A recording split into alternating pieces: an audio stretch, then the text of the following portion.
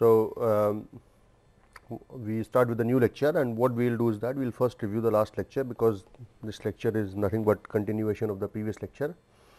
So, now where did we start? We started with the analytical treatment of frequency dependence of various polarization mechanisms. So, if you go to previous lectures, now previous lectures, what did we discuss was, so if we go back a few slides, what we had was, we started treating this. Okay. So, we started with this case of electronic and ionic polarization, where we treated this charged dipole as a linearly oscillating mechanical dipole, or linear mechanical oscillator. Now, here whether you have atom sitting here or a group or a so in case of electronic system, so suppose this is the picture. Now, this is the center of, let us say, positive charge, this is the center of negative charge, and the center of positive and negative can be treated as a positive, negative and dipole. So, this is at an atomic scale. Now, you can have at lattice scale, where you have a system like sodium chloride. So, you have a lattice like this, and here you have, let us say, sodium atom, here you have chlorine. So, positive, negative, and this also makes a dipole. So, you can treat these two systems like a mechanical oscillating system, and here if you write, you can write an equation of motion for both of these systems, where the force which is due to applied field is equal to various forces which are then generated as in turn. Now, this applied field is AC in nature. So, you have an acceleration term, followed by you have a friction term, which would be true for any system if damping is present, and then you have a spring constant related system, where which is called as spring restoring force. Now, this is because we have considered the dipole like a spring. Okay.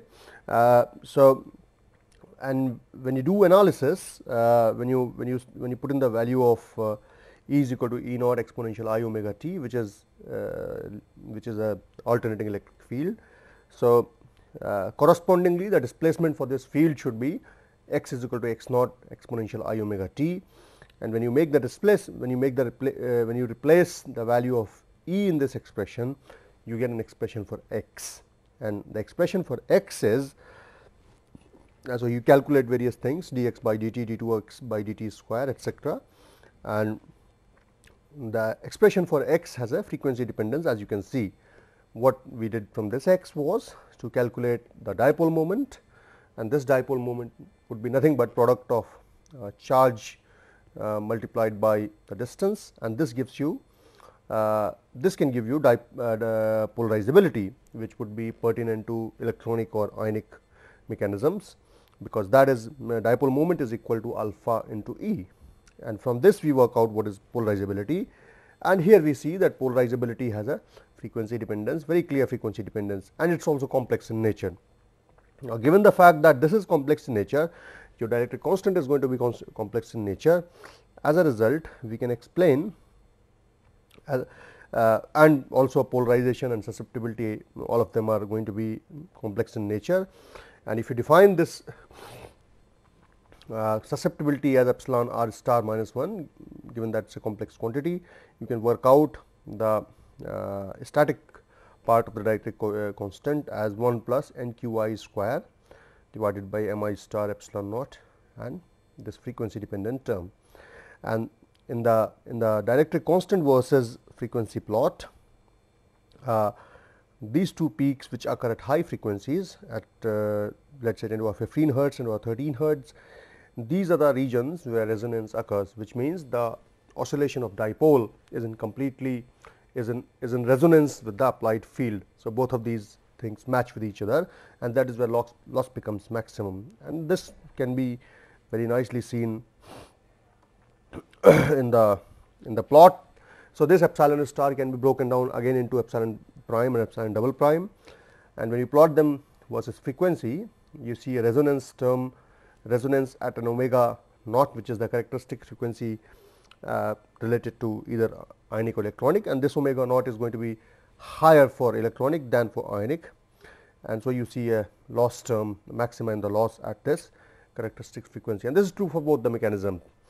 And so this was the analysis based on AC field, and from this then we worked out, and from this you can also get the same term that you obtained in case of simple analysis that we did earlier in order to work out the polarizability, and that if you do by treating omega as root k by m, you can make it look equal to,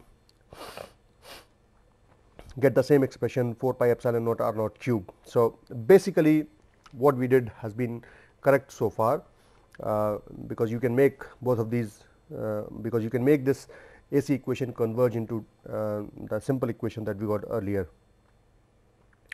So then in the last lecture we started doing dipolar polarization, which is about the materials having permanent dipole moment.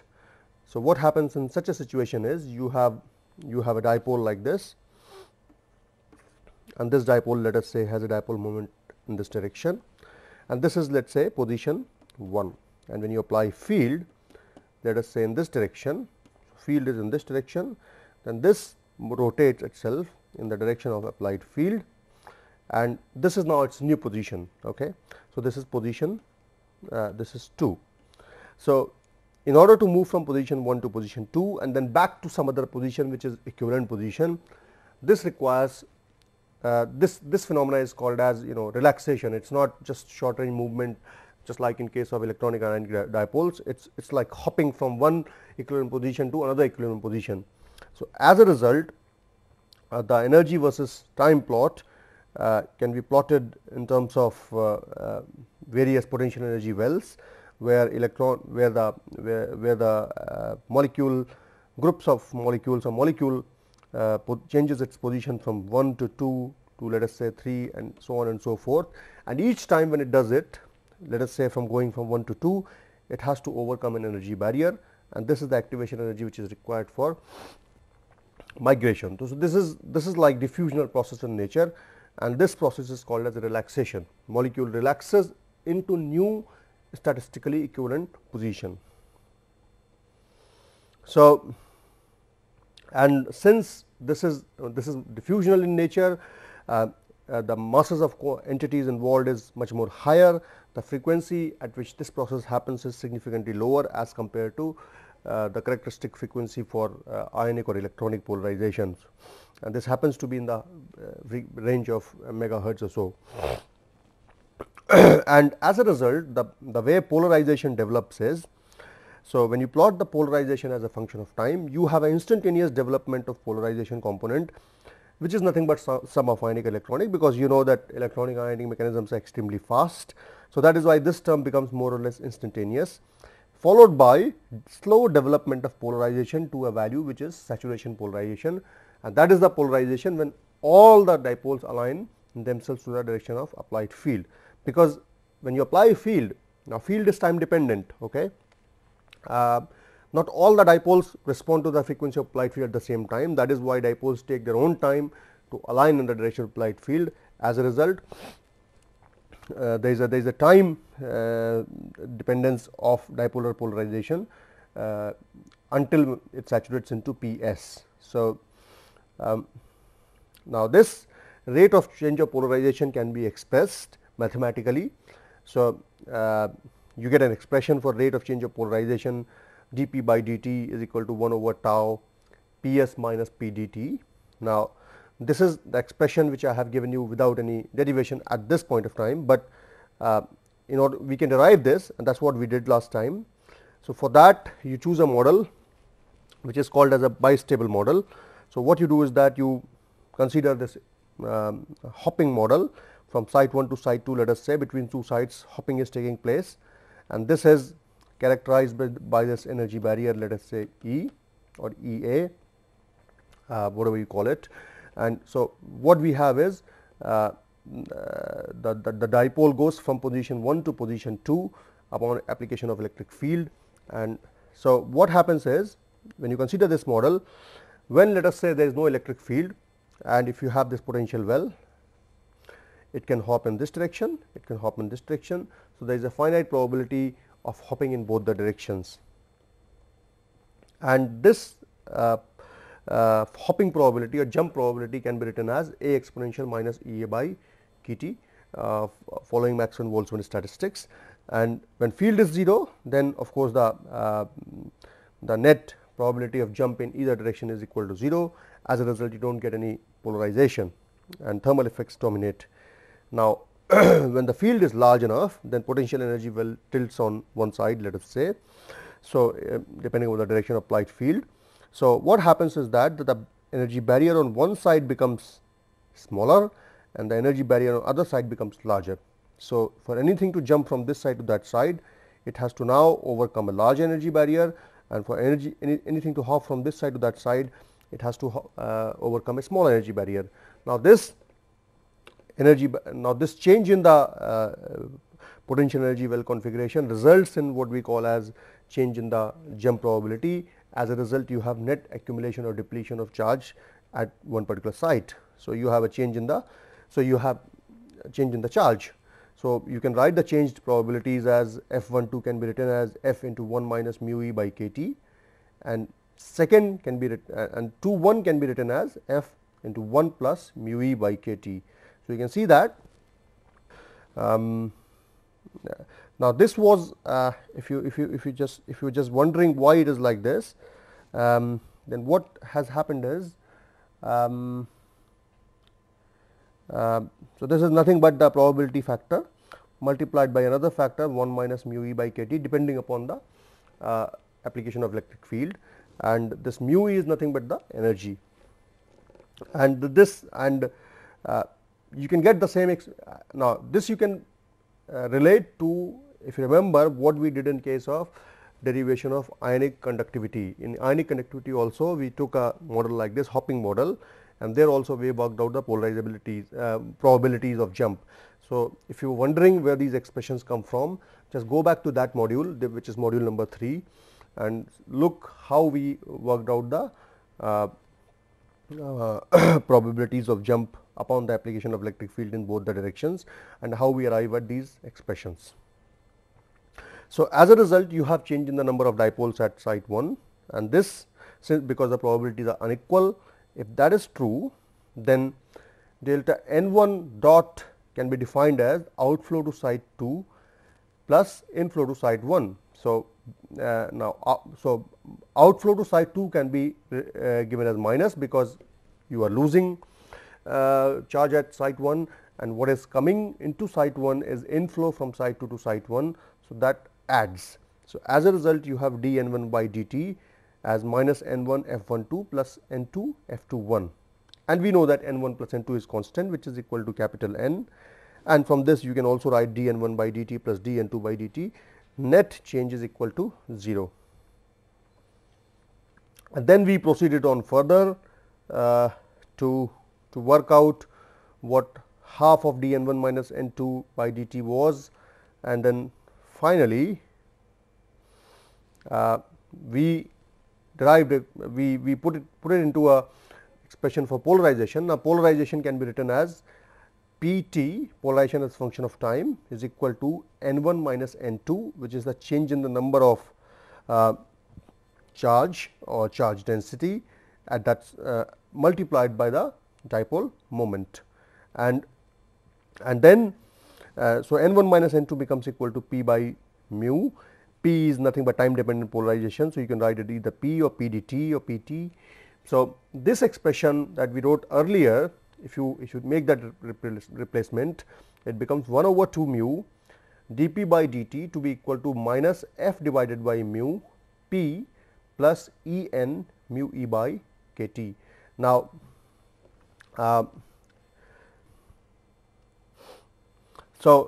now if you make proper rearrangement here, what you get is 1 over 2 f into dp by dt plus p. If you take this on the left hand side, this term on the left hand side is equal to n mu square E by kt, and this you know what it is. This is nothing but your dipolar polarizability, and 1 over 2 f is defined as, because f is probability in second minus 1, this is tau, which is the relaxation time. Okay. So, tau dPd by dt plus pdt is n alpha d E. Okay. So, this expression n into E. So, you know, n mu square E by kt becomes m alpha d E. So, you can relate what is mu here. Mu is alpha is mu square by kt, and this is nothing but your saturation polarization when all the dipoles are aligned in the direction of applied field.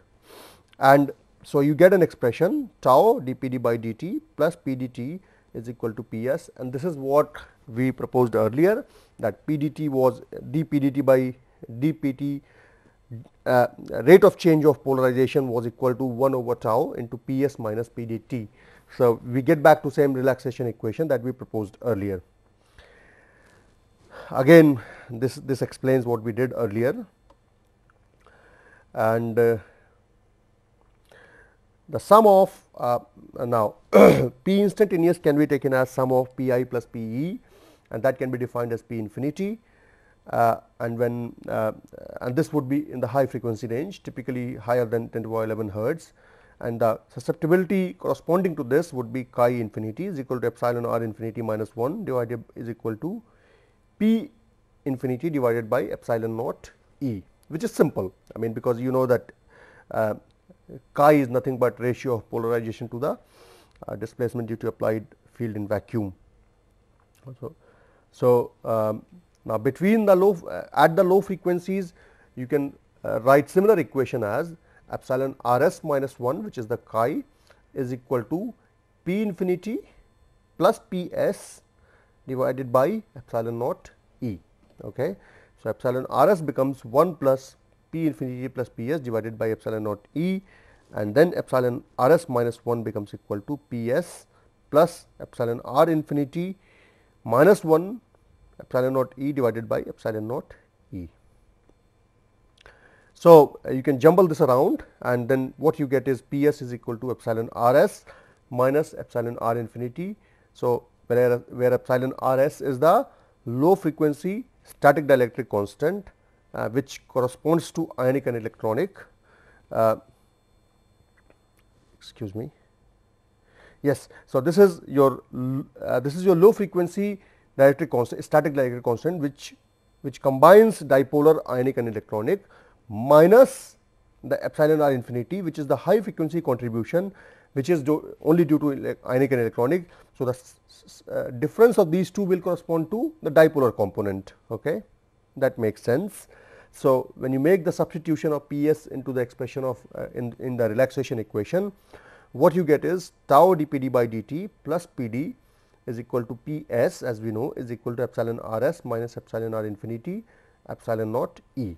Now, what we do is that we make a substitution for electric field, that is E is equal to E star E naught exponential I omega t, and since field is a complex quantity, you would notice that many of these things have got these stars as a superscript, and this star is nothing but a symbol of complex nature of the quantity. So, when you make this substitution, then let us assume the solution of this equation is pretty complex. So, we assume that the solution of this equation was Pd star was equal to epsilon naught epsilon r star E star plus epsilon rs exponential of minus eta t. So, there is another term this that comes into picture, and then we took what is dPd star by dt now when the solution, if the solution is like this, then what we want to do is that we want to calculate dPd by dt, and we put the Pd, and then we want to relate, then we want to substitute back and calculate some quantities. So, dPd star by dt will become epsilon naught epsilon r star d by dt of exponential E naught exponential I omega t plus epsilon rs d by dt of exponential minus eta t. And then you do this further, what you come about is epsilon naught epsilon r star I omega E star minus eta epsilon rs exponential of minus eta t. And so, finally, when you make the substitutions, what you come about is tau multiplied by epsilon naught epsilon r star I omega e star minus eta epsilon r s exponential of minus eta t. This is one term multiplied by tau, and this another term epsilon naught epsilon r star e star plus epsilon r exponential of minus eta t is equal to epsilon r s minus epsilon r infinity into epsilon naught e star. So, you got some real terms, some imaginary terms, and what now we will do is that we will now differentiate this equation. So, what we will do is that we will just go back here.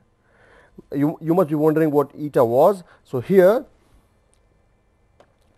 eta is some coefficient, okay, which is to be determined by the solution.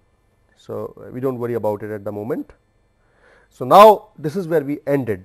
So, now we have to, what we have to do is that we have to separate the real and imaginary parts from this equation. So, you can see what the real and imaginary part in this equation are. This is a real part, this is a real part, and this is imaginary, this is imaginary, and this is imaginary. So, whatever is underlined is imaginary, whatever is rounded is real. So, when we separate these parts, so what you get is minus of tau epsilon r s eta exponential minus eta t plus epsilon r s exponential minus eta t is equal to epsilon r s minus epsilon r infinity multiplied by epsilon naught e star minus of tau epsilon naught epsilon r star I omega e star minus of epsilon naught epsilon r star e star, and then again make the substitute, then again make some of the just jumble up this equation again. So, what you get is minus of tau epsilon r s eta plus epsilon r s exponential of minus eta t is equal to epsilon r s minus epsilon r infinity multiplied by epsilon naught e star and minus of tau epsilon naught epsilon r star I omega e star minus again of epsilon naught epsilon r star e star. So, this is so now we need to make, now we are coming close to the solution. Okay. So, which means if we want to solve this, then the both sides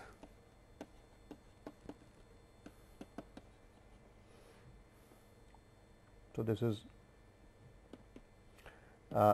new lecture. So, we are starting today. So, so both sides of previous equation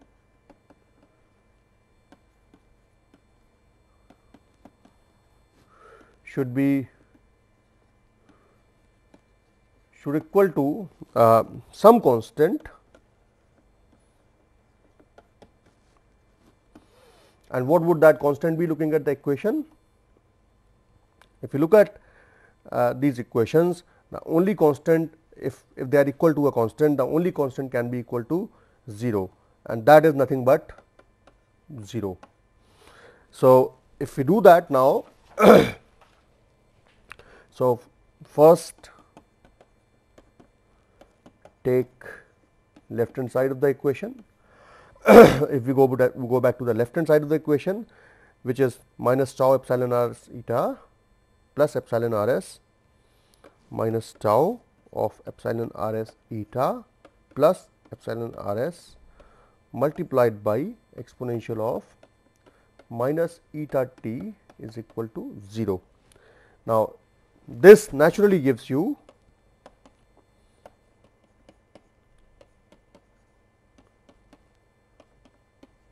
okay, and from this you can work out what is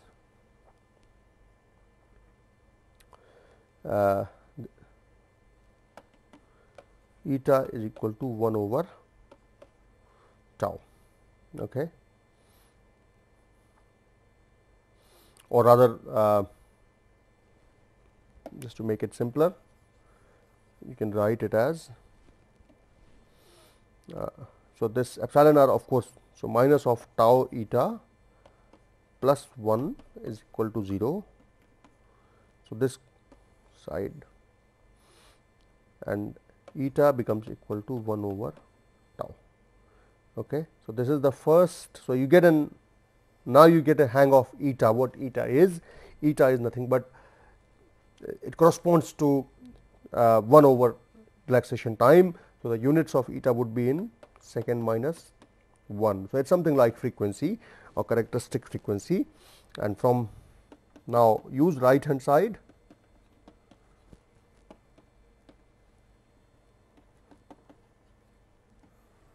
So, using right hand side, if you look at the right hand side of the equation, which was epsilon r s s minus epsilon r infinity multiplied by epsilon naught E star minus of this and minus of that. So, when we take this now, so this becomes equal to epsilon r s minus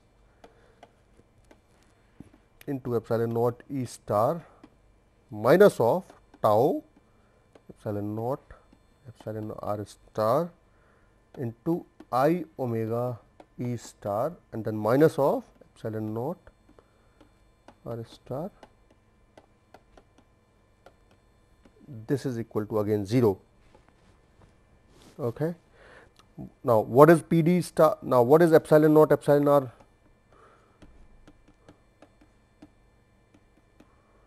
This is nothing but imaginary side of P d star. So, this is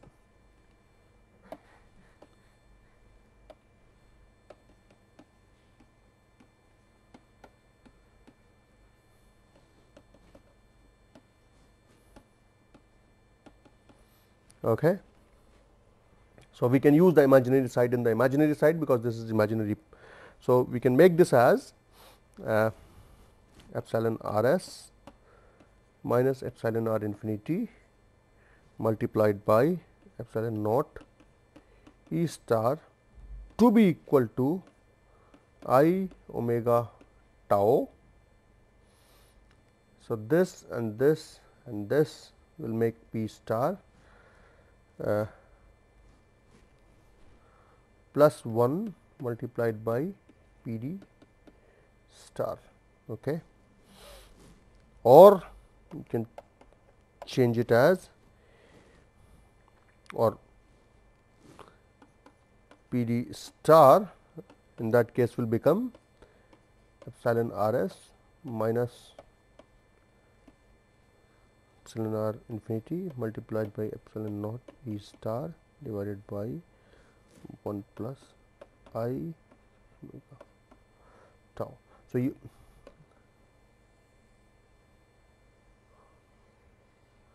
you must be wondering why did we write this? This we are able to write because this side that we have taken is the imaginary side, and if you only take the imaginary side, then the imaginary component of P d star is epsilon naught epsilon r star E star. So, we can write this P d star as epsilon naught epsilon r star E star. Okay. It's perfectly logical in that sense. So, now we combine real and imaginary parts, and what we get is get an overall expression of P d star, and this overall expression of P d star now becomes epsilon r s. So, if you go to previous equation, so the expression was P d star was epsilon naught epsilon r star E star. So, this is the imaginary part, this is the real part, epsilon r s exponential of minus eta t. So, now we are making the substitutions for each of these things and writing an overall equation. So, this is the imaginary. So, we have worked out what imaginary component would be and what the real component would be. So, if we put them together, what we get is epsilon r s into exponential of minus of t by tau. This term is time dependent decay term plus another term which is the AC, which represents the AC behavior, which is epsilon r s minus epsilon r infinity multiplied by 1 plus I omega tau into E star, and this represents your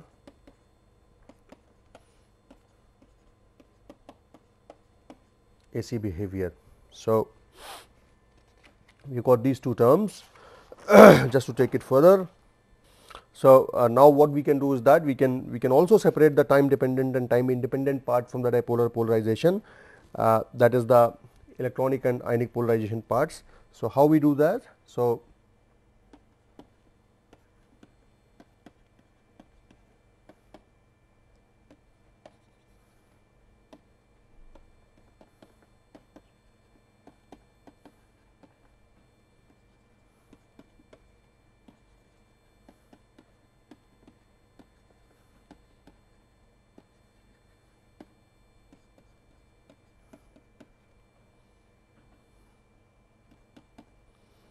so this epsilon r star minus epsilon r infinity will be equal to P d star minus of epsilon r E star. Now, since we know that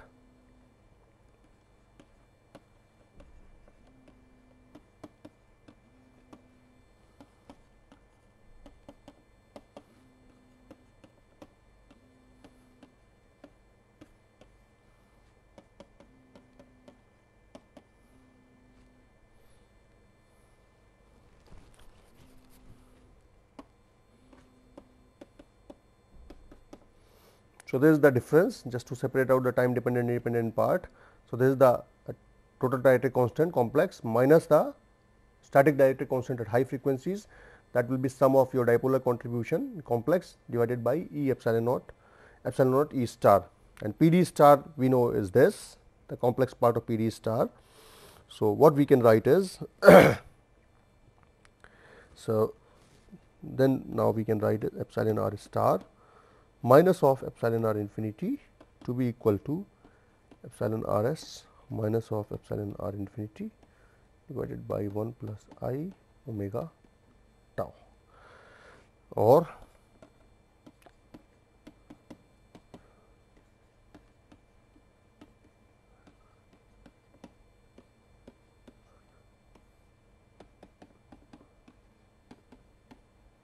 omega tau.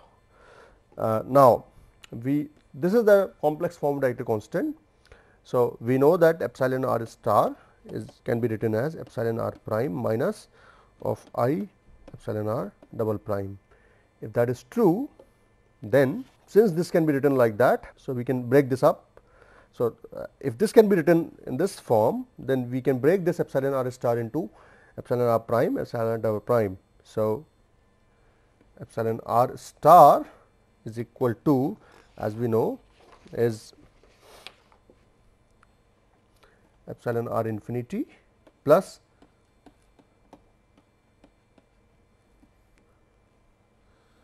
one plus I omega tau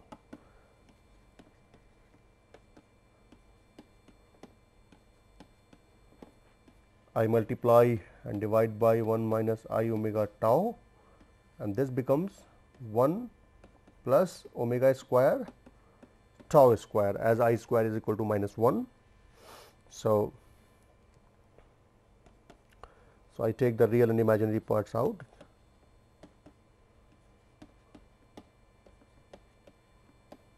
Divided by 1 plus omega square tau square, and then minus of I omega tau into epsilon r s minus divided by 1 plus omega square tau square. So, now it is easy to separate out. We know that epsilon r star is equal to epsilon r prime minus epsilon r double prime. So, we can write this as, so epsilon r prime would be equal to epsilon r infinity.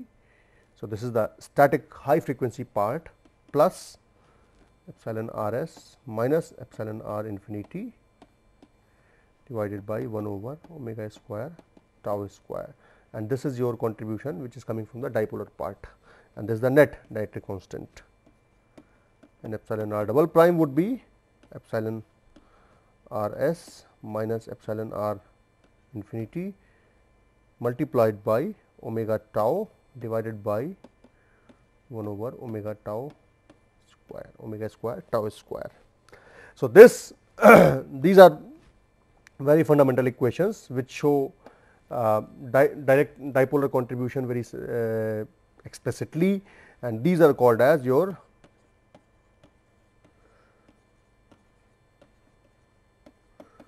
Debye equations. These are fundamental equations in for dielectric materials showing dipolar behavior.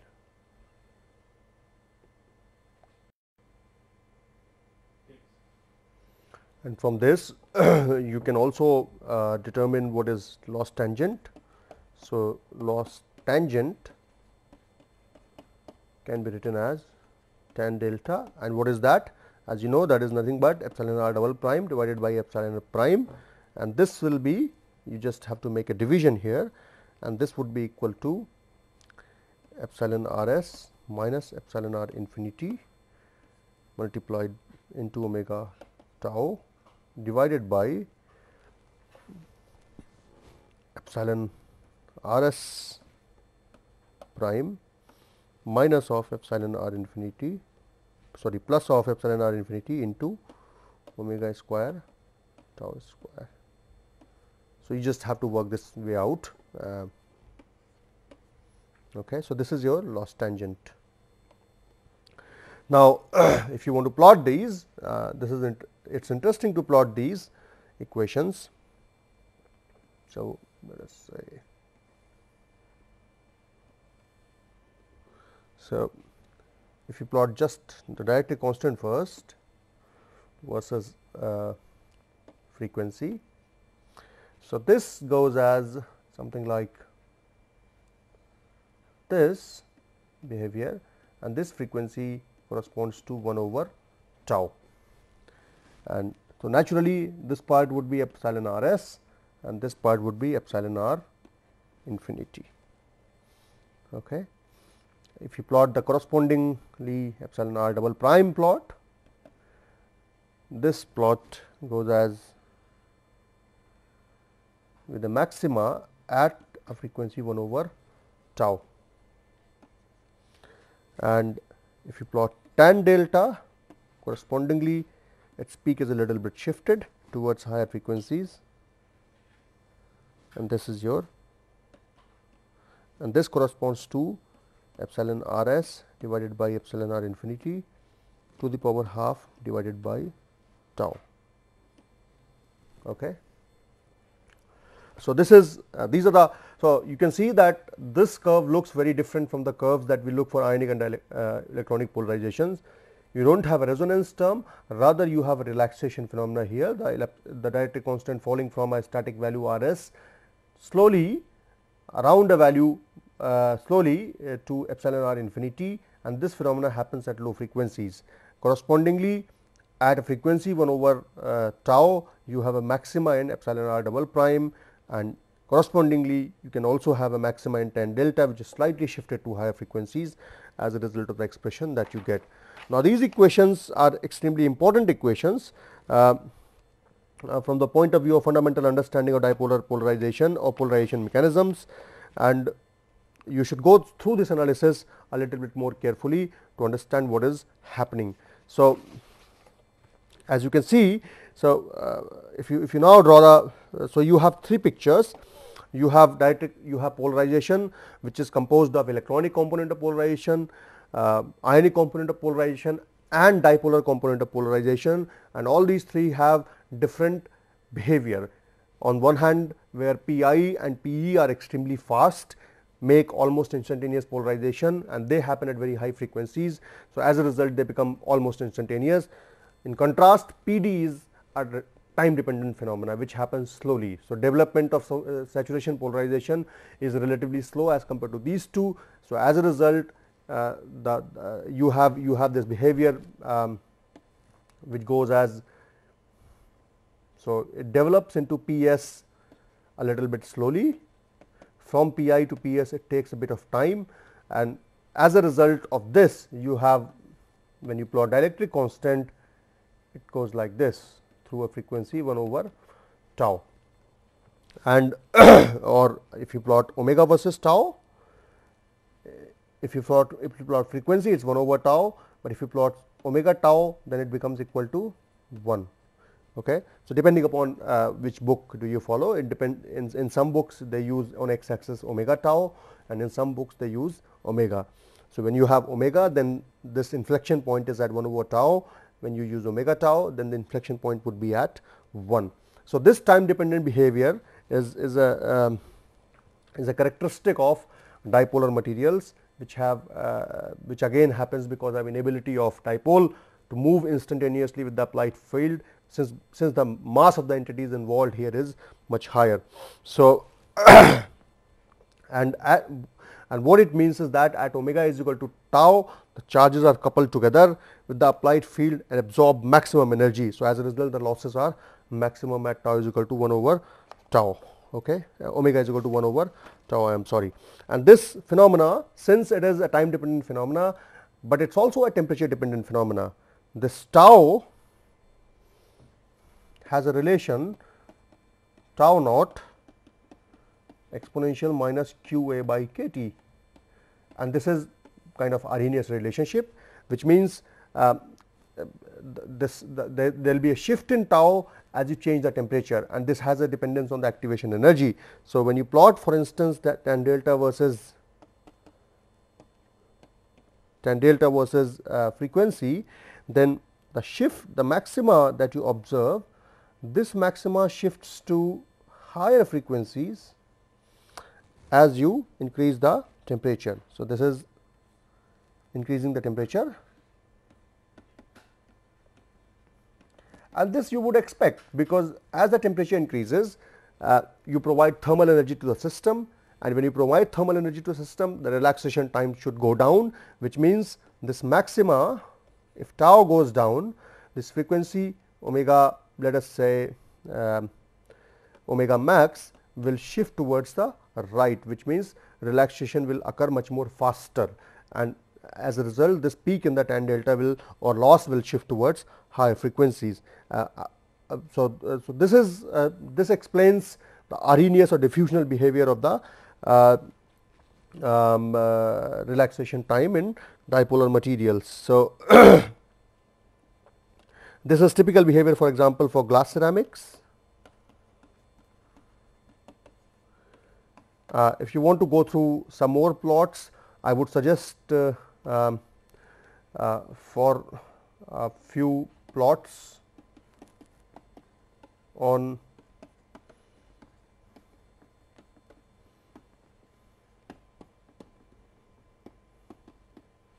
I would suggest you go to the book of Hench and West, Principles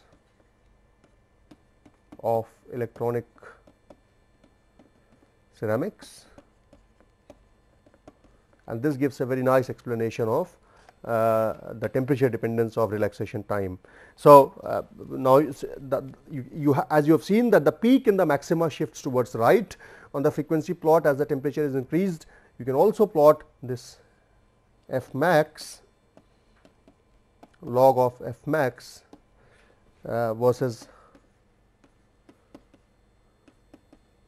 and as you can see that this would be as the temperature is, so this is your high temperature side, this is your low temperature side. So, at higher higher temperature you will have f max occurring at higher frequencies, whereas at lower temperature f max will occur at lower frequencies, because the relaxation time will be larger at these frequencies. Okay. So, the complete picture is now rather different, or it looks pretty much complete now. So, the overall behavior now is, you have, if you now go from, so this is omega, this is epsilon r prime. So, you have epsilon r coming from epsilon r s going through relaxation, Okay. Then it goes through resonance, another resonance. So, this will be your dipolar component, this would be 1 over tau and relaxation frequency. This is your omega naught I, this is your omega naught E. So, here you have, in this you have ionic polarization, here you have electronic, and this is your 1 or n square. Okay. Oh, sorry, 1, just 1, as if no dielectric was present. And correspondingly, if you plot the loss,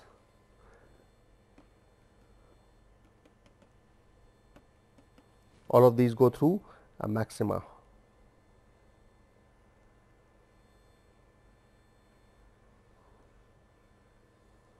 So, this is 1 over tau, omega naught I, omega naught E, omega, and this is epsilon r double prime. So, you can see now the presence of various features in this dielectric constant versus frequency plot, and the loss versus or the imaginary part of dielectric constant, which represents the loss versus frequency.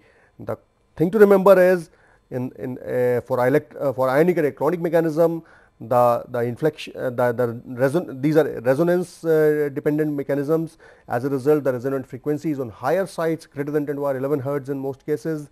And for ionic polarization, since it's for the dipolar polarization, since it is a time dependent phenomena, it's a relaxation kind of phenomena, and the relaxation frequency happens at much more smaller frequency, because it takes a bit of time to for dipoles to relax, because they are heavier than just 2 ions and or an atom.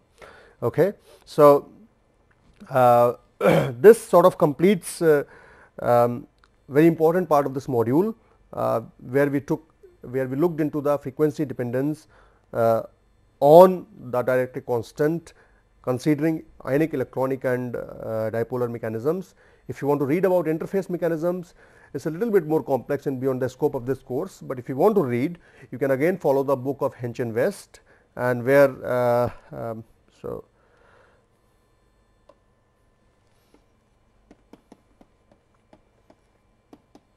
which is given in some detail.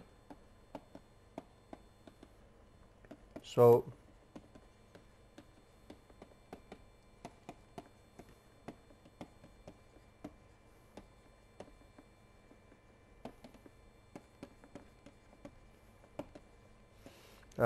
otherwise, we have completed the important segments of this phenomena.